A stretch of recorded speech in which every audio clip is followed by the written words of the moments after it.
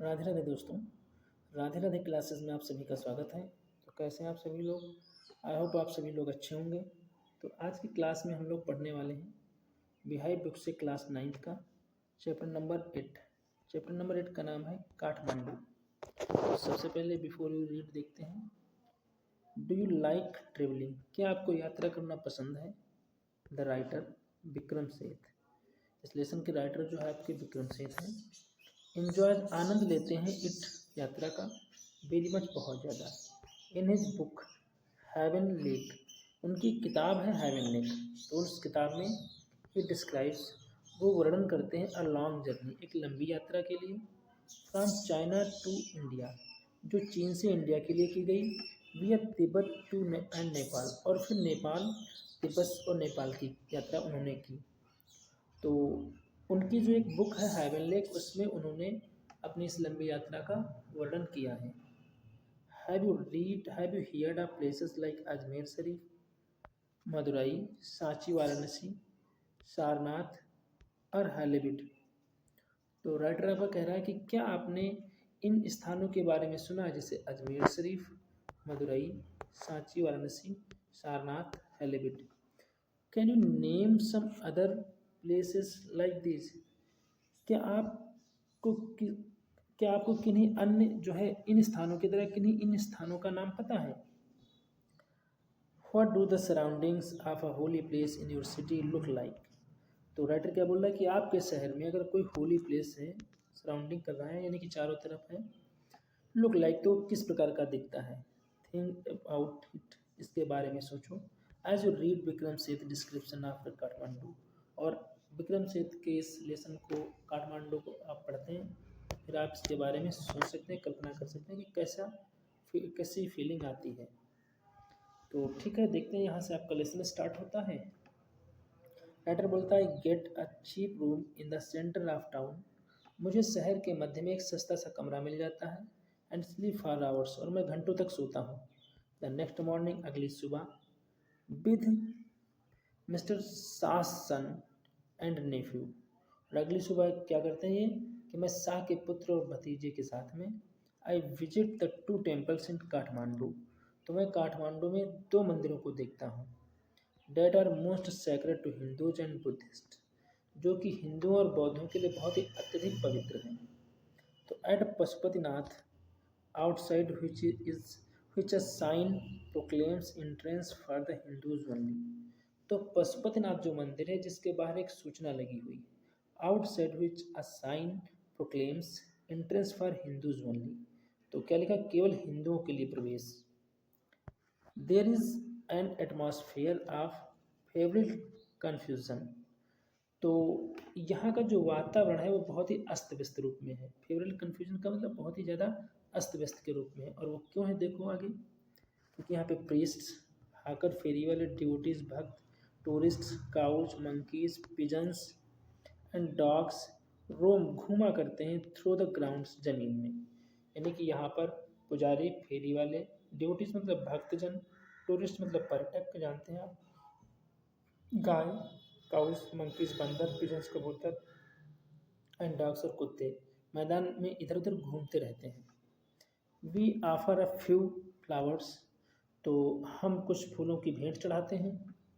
There are so many worshippers that some people trying to get the priest's attention are elbowed aside by other pushing their way to the front, तो हम लोग जब फूलों की भेंट चढ़ाते हैं तो वहाँ इतने अधिक पूजा करने वाले लोग हैं।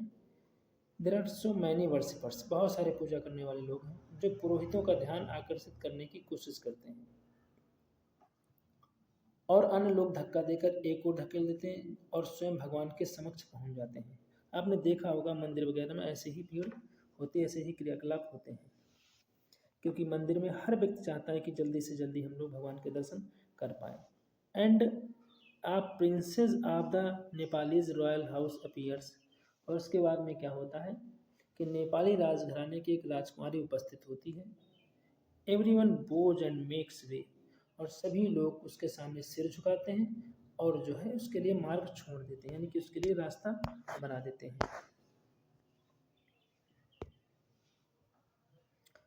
बाय द मेन गेट तक a party of saffron clad westerners westerners struggle for permission to enter.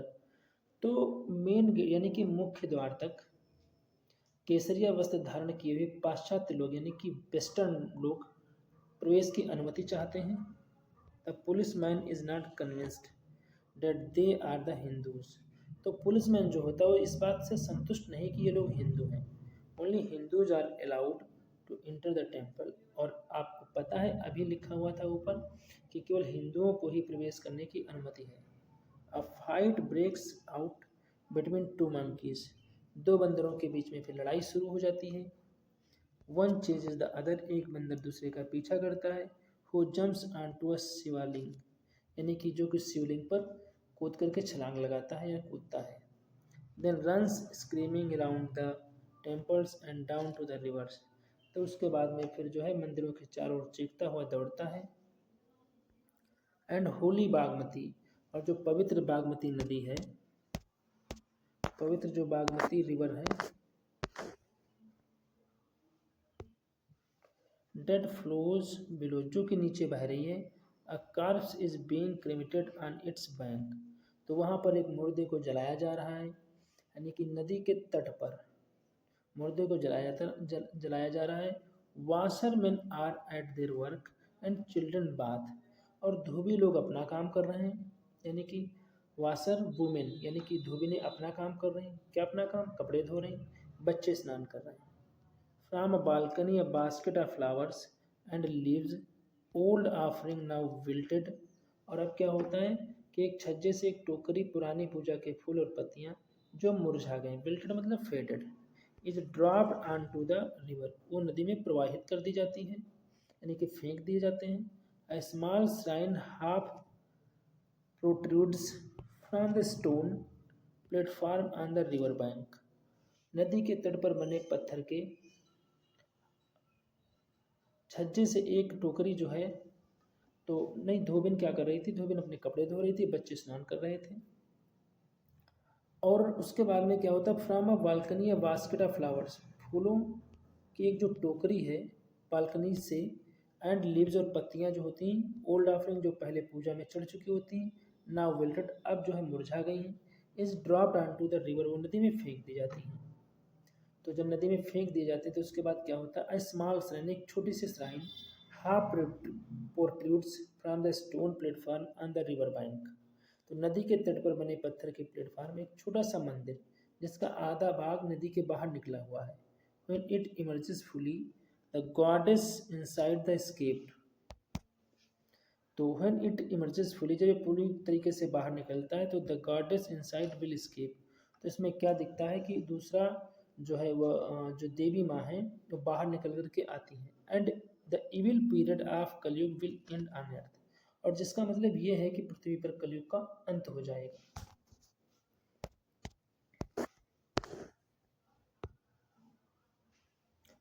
Eight the Boudhanath stupa. और ये जो बौद्धनाथ स्तूप है, the Buddhist shrine of Kathmandu, Kathmandu का जो बौद्धिस्ट स्तूप है, बौद्धिस्ट मंदिर है, there is in contrast a sense of stillness. तो यहाँ पर बिल्कुल इसकी अपेक्षा इसका बिल्कुल विपरीत वातावरण है यानी कि यहाँ का वातावरण बहुत शांत है। Its immense white dome is ringed by the road. इसके जो बहुत ही विशाल सफ़ेद गुंबद है, वाइट डोम मतलब सफ़ेद गुंबद जो है, is ringed by a road. ये रोड से, रोड के मतलब जो है रोड इस पर बनी हुई है, चारों तरफ इसको घेरे हुए हैं। Small shops stand on its outer edge. छोटी छोटी दुकानें भी इसके बाहर लगी हुई हैं। Many of these are owned by Tibetan immigrants. इनमें से बहुत सारी दुकानें जो है तिब्बत से आए हुए अप्रवासी मालिकों की हैं। Felt bags, Tibetan prints and silver jewellery can be bought here. तो यहाँ पर आप फेल्ट बैग, तिब्बती प्रिंट और सोने चांदी के आभूषण खरीद सकते हैं। देयर आर नो क्राउड्स, यहाँ भीड़ बिल्कुल नहीं है। This is a haven of quietness in the busy street around. तो व्यस्त गलियों में शांति में ये जो है हेवन है। हेवन का मतलब यहाँ पे शरण है यानी कि यहाँ पे एक शांति का माहौल है भीड़ भाड़ वाली गलियों को देखते हुए। अगर आप पशुपतिनाथ मंदिर में जाएंगे तो बहुत सारी भीड़ है, एक दूसरे को धक्का दे रहे हैं लोग, पुजारी का ध्यान अपनी तरफ खींच रहे हैं। लेकिन जब आप बौद्ध स्तूप में जाएंगे तो वहाँ पर बहुत ज़्यादा शांति है। Kathmandu is vivid, mercenary, religious, with small shrines to flower adorned deities along the narrowest and busiest streets, with fruit sellers, hawker of postcards, shop selling western cosmetics, film rolls and chocolates। तो यहाँ तक कि देखेंगे ये sentence आपका बहुत लंबा है। तो काठमांडू इज़ विविड, जो काठमांडू है आपका वो बिल्कुल अजीब सा है। अब कैसा अजीब सा है आप देख सकते हैं कि उसमें मर्सनरी है, यानी कि मर्सनरी मतलब धन को चाहने वाले, रिलीजियस धार्मिक नगर हैं, विद स्मॉल श्राइन्स छोटी छोटी जो है श्राइन्स हैं, टू फ्लावर एडोर्न्ड डेटीज जिसमें फूल देवी देवताओं को चढ़ाए जाते हैं वो मंदिर हैं, अलॉन्ग द नायरेस्ट बहुत ही सकरी बिजी स्ट्रीट बहुत ही व्यस्त गलियों में, जिनमें विद फ्रूट सेलर्स हैं फलों को बेचने वाले, फ्लूट सेलर्स हैं बांसुरी बेचने वाले, हाकर्स ऑफ पोस्ट कार्ड्स के चित्र बेचने वाले हाकर्स हैं, शॉप सेलिंग वेस्टर्न कॉस्मेटिक्स, और कुछ ऐसी दुकानें भी हैं जो पाश्चात्य के सौंदर्य प्रसाधन को बेचती हैं, फिल्म रोल्स भी हैं, फिल्म की रीलें वगैरह, चॉकलेट बेचने वाले हैं, और कापर अटेंसिल्स एंड नेपालीज एंटिक्यूज, और या फिर तांबे के बर्तन और नेपाल की पुराकालीन वस्तुएं बिकती हैं।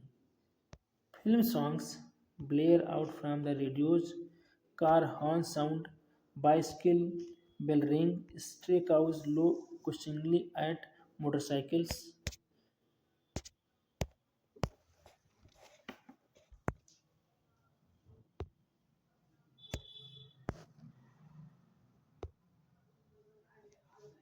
तो शॉप सीलिंग्स वेस्टर्न कॉस्मेटिक्स कुछ पाश्चात्य के सौंदर्य प्रसाधन को बेचने वाली दुकानें, फिल्म रोल्स एंड चॉकलेट्स, और copper utensils and Nepali antiques, और कुछ नेपाल की पुरानी चीज़ें।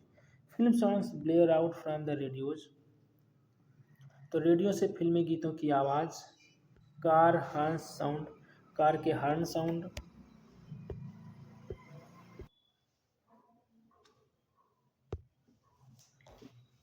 तो कार हॉर्न साउंड यानी कि कार के हॉर्न की sound, bicycle bell ring bicycle की घंटी की आवाज़, स्ट्रे डॉग्स भ्रमण करती हुई गायें, लोग क्वेश्चनिंगली एट मोटरसाइकिल्स, और जो है मोटरसाइकिल्स को देखते हुए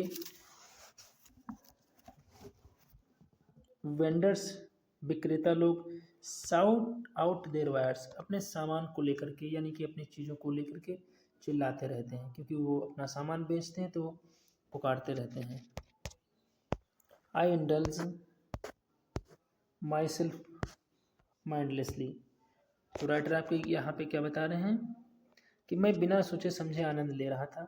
बार ऑफ मर्जीपान, तो मैंने बादाम की मिठाई खरीदी। A corn on the cob roasted into a charcoal brazier on the pavement, और फिर राइटर क्या कहता है कि पगडंडी पर लकड़ी के कोयले की अंगीठी पर भुना हुआ भुट्टा, रब्ड विथ साल्ट जिसमें साल्ट रगड़ा गया हो, चिली पाउडर रगड़ा गया हो, एंड लेमन और थोड़ा सा नींबू, ये सब आप लोग खाए होंगे।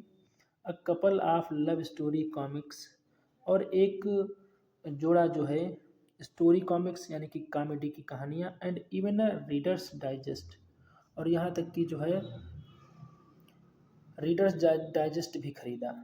All this I wash down with Coca Cola and a nauseating orange drink and feel much the better for it, और फिर राइटर क्या कहता है मैंने कोका कोला और जी खट्टा करने वाले संतरे के पेय का सेवन किया और बेहतर महसूस किया, यानी कि उसको अब अच्छी फीलिंग आ रही थी।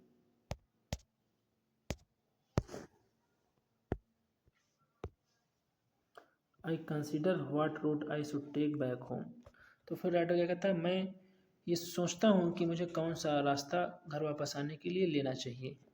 If I were propelled by enthusiasm for travel per se I would go by bus and train to Patna, then sail up the Ganges past Banaras to Allahabad, then up the Yamuna past Agra to Delhi.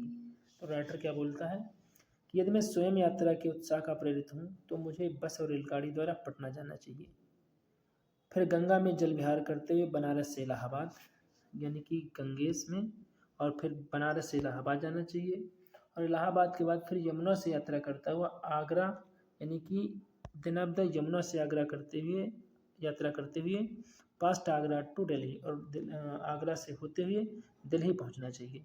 But I am too exhausted and homesick, लेकिन writer कह रहा है कि परंतु मैं अत्यधिक थक चुका हूँ और मुझे घर की याद भी आ रही। Today is the last day of अगस्त, आज जो है अगस्त का अंतिम दिन है। गो होम, घर जाओ, आई टेल माई सेल्फ, मैंने स्वयं से कहा। मूव डायरेक्टली टुवार्ड्स होम, और धीरे से घर की तरफ मूव किया। I enter Nepal Airlines office and buy a ticket for tomorrow's flight. तो राइटर क्या कहता है, मैं नेपाल एयरलाइंस के कार्यालय में प्रवेश करता हूँ और कल की उड़ान के लिए एक टिकट खरीद लेता हूँ, यानी कि कल उसे घर जाना है।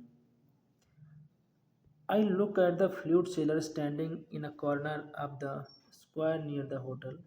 तो बिल्कुल होटल के जस्ट पड़ोस में, होटल के समीप चौराहे के कोने में खड़े बांसुरी बेचने वाले को ये देखते हैं। In his hand is a pole with an attachment at the top from which 50 or 60 बांसुरीज protrude in all directions. तो राइटर क्या देखता है कि उसके हाथ में एक बांस है, और बांस में उसके जो हाथ में जो बांस है उसकी चोटी पर 50 या 60 बांसुरी शाही के कांटों के समान चारों दिशाओं में निकली हुई हैं। Like the quills of a porcupine, तो जैसे स्याही देखा होता है, स्याही एक छोटा सा जानवर होता है, उस पर जैसे जैसे सुई टाइप में निकली थी उसी तरीके से बांसुरी लगाए हुए था। दे आर अ बम्बू, ये सब बम्बू की बनी हुई है। They are cross flutes and recorders, तो ये क्या बोलता है राइटर कि वे बांस की बनी है और उसके पिटारे में क्रास वाली बांसुरी और रिकॉर्डर भी हैं।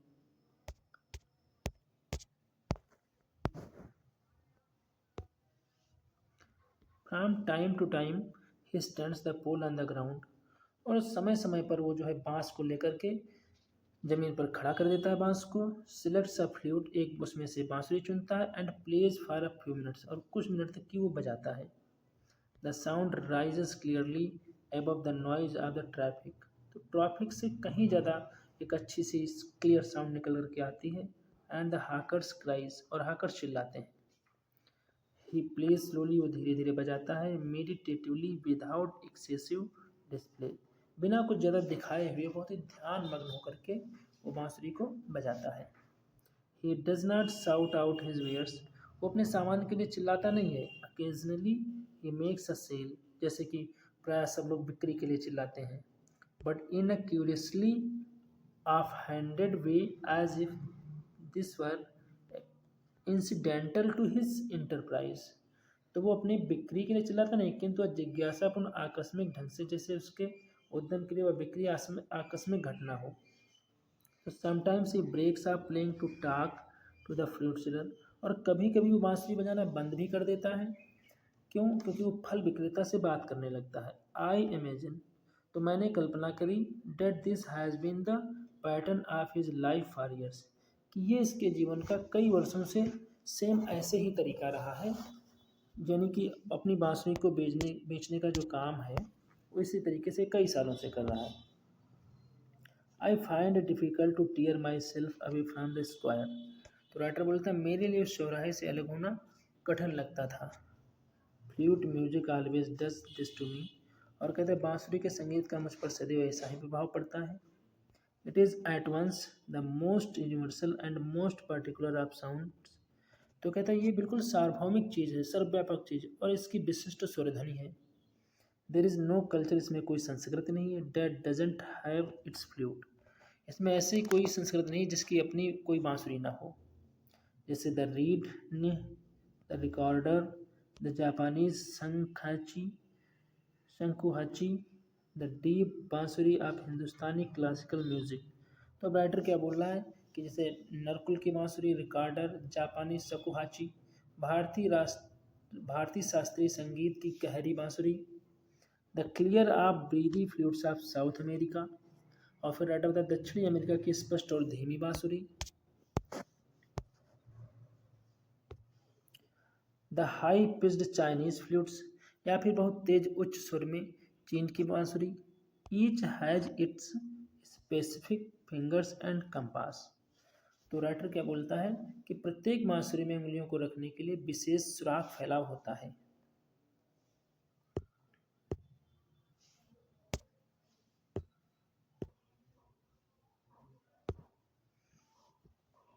It weaves its own associations.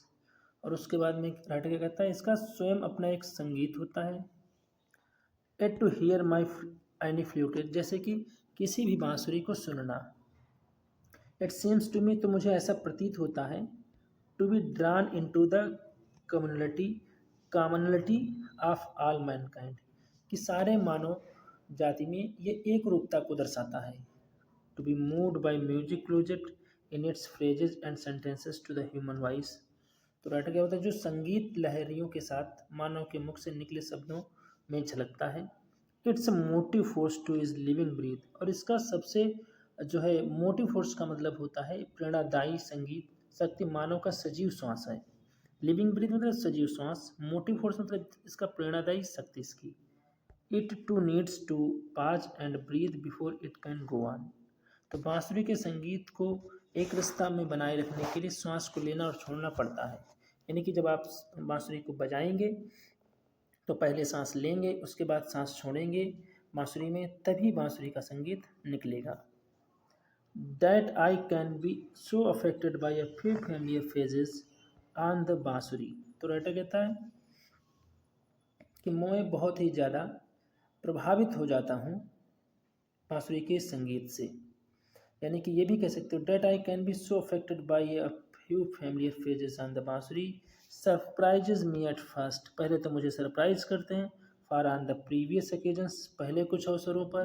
Date I have return home, तो जब मैं घर लौट चुका हूँ। आफ्टर लॉन्ग एब्सेंस अब्रोड, बहुत ही लंबे समय तक बाहर रहने के बाद। आई हैव हार्डली नोटिस्ड, तो मैंने मुश्किल से देखा। सच डिटेल्स, ऐसी जानकारी। And certainly I have not invested them with the significance I now do। तो राइटर कहता है अब बांसुरी की ताल मुझे इतना प्रभावित करती कि उस समय मैं इसकी दिव्यता की अनुभूति बिल्कुल नहीं कर सका था। तो आई होप ये लेसन आप लोगों को समझ में आया है कि किस तरीके से काठमांडू के बारे में बताया गया, यहाँ पे क्या क्या चीज़ देखने वाली थी। और लास्ट में राइटर बांसुरी की ध्वनि को लेकर के बहुत ही ज़्यादा मंत्रमुग्ध हो जाता है और वो इसे खास रूप से विशेष रूप से पसंद भी करता है। और बहुत सारे तीर्थ स्थल की बात करी गई, जैसा कि पशुपतिनाथ में बताया गया कि यहाँ पर बहुत ज़्यादा भीड़ रहती है, लेकिन जब आप बौद्ध स्तूप में जाएंगे तो वहाँ पर बिल्कुल भी भीड़ नहीं रहती। तो इसका बिल्कुल रिवर्स सिचुएशन वहाँ पे है। तो ठीक है, मिलते हैं हम लोग फिर नेक्स्ट वीडियो में, तब तक के लिए राधे राधे दोस्तों।